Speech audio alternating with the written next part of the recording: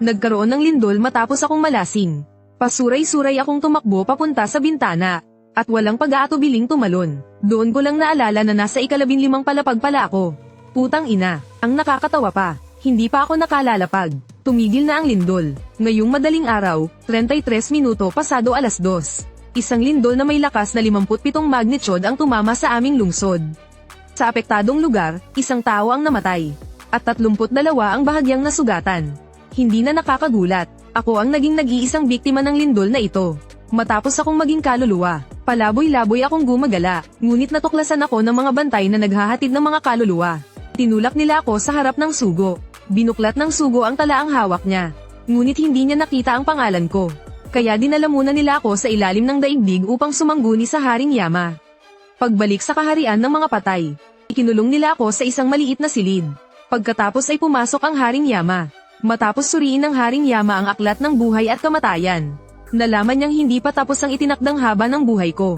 Kaya kailangan akong maibalik agad sa mundo ng mga buhay. Sa sobrang tuwa ko halos mabaliw ako. Hindi ko pa nasasawa ang makulay na mundo. Ngunit ayon sa impormasyong natanggap namin, na-cremate na ang katawan mo. Nasunog na ang katawan mo. Paano ka pa maibabalik sa mundo ng mga buhay? Buti na lang sinabi sa akin ng Haring Yama, na bago ako ma-cremate ng pamilya ko, ipinamigay nila ang mga organ ko. Sa ganitong paraan, maaari akong manirahan sa katawan ng mga tumanggap ng donasyon. Pero depende pa rin kung papayag sila. Pagkatapos ay inabot sa akin ng Haring Yama ang isang papel. Nakasulat doon ang impormasyon ng 3 tumanggap ng organ. Kailangan ko silang hanapin upang makipag-usap tungkol sa paninirahan. Pero isa akong multo. Sa pamamagitan lang ng pagpasok sa kanilang panaginip ako makakapag-usap. Kung hindi sila papayag, hindi ako maaaring manirahan sa loob ng kanilang katawan. Kahit pilitin ko pa, hindi rin ako makakapasok, at hindi rin ako maaaring basta na lang pumasok sa katawan ng isang estranghero. Dahil ang kaluluwa ng bawat tao ay konektado sa kanyang katawan, ay konektado sa sarili nitong katawan. Iniabot sa akin ng Haring Yama ang isang kumikislap na jade na plaka. Ito ang tanda ng tarangkahan ng mga multo. Mapapanatili nitong buo ang aking kaluluwa sa mundo ng mga buhay sa loob ng 3 buwan. Pagkalipas ng 3 buwan, kung hindi pa ako makakabalik sa buhay, magkakawatak-watak ang aking kaluluwa, at mawawala ang aking kamalayan, at magiging isang masamang espiritu. Sa oras na iyon, kapag tuluyang nagkahiwa-hiwalay ang kaluluwa ko, hindi na ako kailanman makakapag-reinkarnasyon. Bago ako umalis sa ilalim ng daigdig, tiningnan ko ang impormasyon ng 3 taong maaari kong tirhan. Isa ay isang mayamang binatang bilyonaryo. Isa ay isang laos na artista sa pelikula at telebisyon. At isa naman ay isang batang lalaking ipinanganak na bulag. Magkaiba ang kasarian. Siguradong hindi magiging maginhawa kung sa katawan ng artista ako titira. At ang bata naman ay madaling matakot. Kaya ang una kong pinili ay ang mayamang binata. Pagkatapos ay bumalik ako sa mundo ng mga buhay. Ngunit nalaman kong 1 taon na pala ang lumipas. Isang araw sa ilalim ng daigdig ay katumbas ng 1 taon sa ibabaw. Sa sandaling iyon, isang taong nagja-jogging sa umaga ang tumakbo papalapit. Kusang umiwas ako, ngunit dumaan lamang siya diretso sa katawan ko at tumakbo palayo. Putang ina, ibig bang sabihin ay maaari na akong tumagos sa lahat ng bagay? Ngunit mariing pinasinungalingan iyon ng katotohanan. Nang may kumpiyansa akong tumawid sa kalsada habang binabalewala ang sasakyan. Direkta akong nabangga, lumipad ako na parang isang plastik na supot. Umiikot ng 3 beses sa ere bago bumagsak, ngunit walang nangyari sa sasakyan. Kalaunan ay natuklasan ko ang patakaran. Para akong isang hangin na hindi nakikita at hindi nahahawakan. Sa mga hayop at halamang may buhay, maaari akong tumagos, ngunit sa mga bagay na walang buhay, hindi ako makakatagos. Talagang, puro panloloko lang pala ang mga palabas sa TV. Kaya ngayon pupunta ako sa kabiserang lungsod ng probinsya upang hanapin si Zhang Dachui. At magagawa ko lamang iyon tulad ng isang ordinaryong tao. Maglalakad, o sasakay ng sasakyan. Sa wakas, natagpuan ko rin ang bahay ni Zhang Dachui. Natulala na naman ako, hindi talaga ako makapasok, kaya napilitan akong umupo sa may pintuan at hintayin siyang umuwi. Si Zhang Dachui ay ang chairman ng Longyu Technology Group. Halos 1 bilyon na ang halaga ng kanyang yaman. At siya ang namungunang batang negosyante sa buong probinsya. Ngunit 3 taon na ang nakalipas ay nagkaroon siya ng uremia. Nagkataon namang ganap na tumugma ang aking bato kay Zhang Dachui. Kaya ang aking bato ay inilipat sa katawan ni Zhang Dachui. Ngayon ay kaya na niyang mamuhay tulad ng isang normal na tao. Ngunit araw-araw pa rin siyang umiinom ng anti-rejection na gamot. Hanggang 10:00 ng gabi.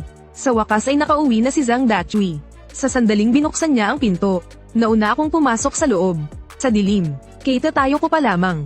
nang biglang may isang aninong sumugod sa akin. Aso pala iyon ni Zhang Dachui. Nakayuko si Zhang Dachui habang nagpapalit ng sapatos. Tumalon si Aday sa kanyang mga bisig at naglamang. Ngunit agad akong napansin ni Aday. Nakatitig siya sa direksyon ko. At umungol ng mahina bilang babala. Walang napansing kakaiba si Zhang Dachui. Kaya siya'y yumuko. At marahang hinaplos ang ulo ni Aday upang patahanan ito. Sinubukan kong makipag-usap sa kanya. Unti-unting lumuwag ang tensyon sa katawan ni Aday. Ngunit nanatili pa rin siyang alerto. Umupo ako sa sofa at pinagmasdan ang loob ng bahay. May isang larawan na nakalagay sa ibabaw ng TV cabinet. Yakap ni Zhang Dachui ang isang magandang babae. Masayang nakasandal ang babae sa kanyang dibdib. Nang masiguro ni Aday na wala akong masamang balak, tuluyan na niyang ibinaba ang kanyang pagbabantay. Lumapit siya at paikot-ikot na umamoy sa paligid ko.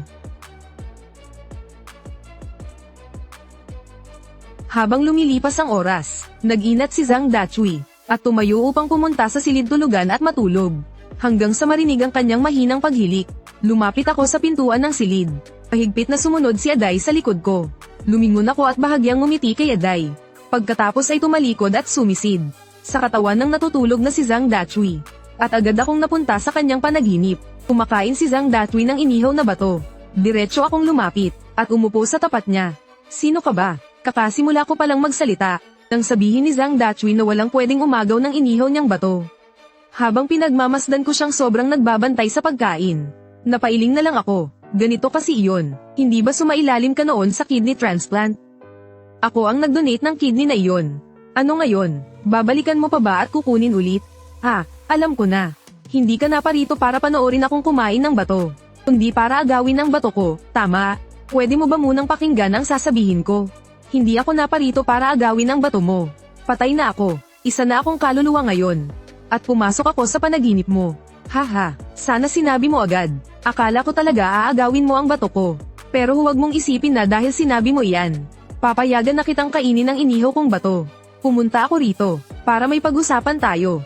Anong pag-uusapan? Basta hindi tungkol sa bato. Anumang bagay ay pwede. Mukhang dahil sa dati niyang uremia. Lagi siyang may takot at pag-aalala sa puso. Parang nag-iwan ito ng trauma. Pumunta ako sa iyo, dahil hindi pa tapos ang nakatakdang haba ng buhay ko. Pinabalik ako ng mga bantay ng kabilang buhay. Pero na-cremate na ang katawan ko. Kaya hindi na ako makakabalik sa dati kong katawan. Pwede ba akong manirahan sa katawan mo? Tutal may isa ka pang kidney na sa akin nang galing. O sige, kainin mo na lang ang inihaw kong bato. Kainin ang tiyuhin mo. Tumakas ka ba mula sa mental hospital? Halika, kumain ka ng isang tusok. Pagkatapos ay ihahatid kita pabalik. Mukhang inakala talaga niya na baliw ako. Nasa panaginip mo tayo ngayon. Alam mo ba iyon? HMPH, niloloko mo ba ako na parang maltong sinusunugan ng papel sa libingan? Habang nakikita kong hindi naniniwala si Zhang Dachui na nasa panaginip siya,